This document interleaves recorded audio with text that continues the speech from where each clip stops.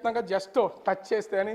ఇది అత్యంత అంటే సీఎంకి సంబంధించి ఒకవేళ జగన్మోహన్ రెడ్డి ఈ భవంతిలో గనక నివాసం ఉంటే అత్యంత రహస్యమైనటువంటి సమావేశాలు లేకపోతే వచ్చినటువంటి కీలకమైనటువంటి వ్యక్తులు మాత్రమే ఇక్కడ ఉండేలాగా దీన్ని డిజైన్ చేసినట్టుగా తెలుస్తుంది. కబోర్డ్స్ ఎక్కడికక్కడ మొత్తం అన్ని లాక్డ్ కబోర్డ్స్.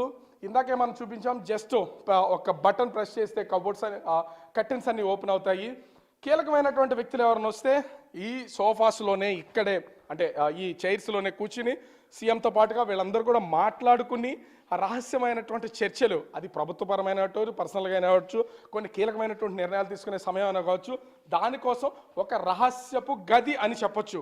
ఇక్కడ ఉన్నటువంటి నేల మీద ఉన్నటువంటి మేము నడుచుకుంటూ పోతున్నాం. ఈ టైల్స్ దగ్గర కానీ పైన వేసినటువంటి సీలింగ్స్ కానీ వాటి లైటింగ్స్ కానీ ఇది ప్రతిదీ ఒక అద్భుతమనే చెప్పాలి. ఇంత అద్భుతమైనటువంటి నిర్మాణానికి సంబంధించి ఇప్పటి వరకు కూడా ఈ ఒక మహారాజా ప్యాలెస్, ఈ ప్యాలెస్ ముఖ్యంగా నేను చూపించాను కదా, ఈ ప్యాలెస్కి సంబంధించి ఇది అంతా కూడా కేవలం అంటే రిషికొండ స్టార్టింగ్ నుంచి అంటే కొండపైకి వస్తూ ఉంటే ఇది 7వ బిల్డింగు.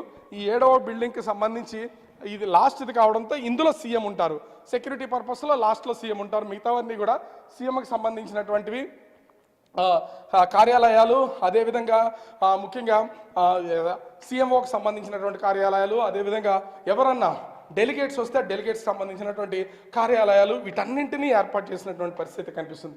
అంటే ఎంత ఇన్ని కోట్ల రూపాయలు ఖర్చు చేసి దాదాపుగా 2-2.5 సంవత్సరాల నుంచి నిర్మాణం చేపట్టినటువంటి ఈ భవంతికి సంబంధించి రహస్యాలు ఇప్పటి వరకు అంటే బయట వ్యక్తులు ఎవరు వచ్చినటువంటి పరిస్థితి అయితే లేదు. కానీ ఇప్పుడు ఈ మొత్తాన్ని కూడా ప్రభుత్వం మారడం, చంద్రబాబు సీఎం కావడం, పవన్ కళ్యాణ్ డిప్యూటీ సీఎంతో పాటు ఇతర శాఖలు నిర్వహించడం, భీమిలికి సంబంధించి